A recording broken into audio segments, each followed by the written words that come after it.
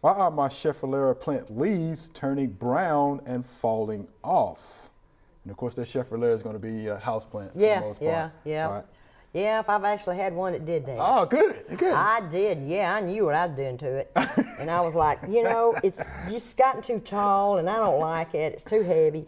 But the Scheffleras are really susceptible to root rot, especially in the interior. If you drag them out, you know, and put them out under a big shade tree in the summer, they're a little easier. But when you get them inside and you've got maybe not the right kind of light, you're overwatering, so you get root rot. You've got all kind of foliar diseases that can come in that cause brown leaves, black leaves. They'll throw them off.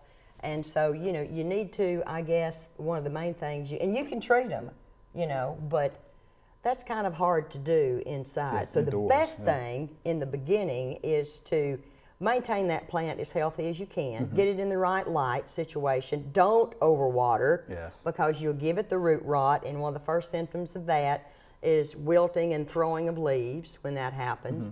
And if it's to a stage that it's lost more than 2/3 of its leaves, you might as well chunk it, you know, and go buy another one or buy something that's made out of plastic or something. But yeah, they're kind of picky about being overwatered mainly. Yeah, I think that's part of the biggest problem with I would think so. Direct sunlight or indirect sunlight? It'd be indirect. Yeah. Right. They really don't like. They'll burn with a little with direct sunlight. Right. Thanks for watching the video. We hope you enjoyed. To subscribe, click below.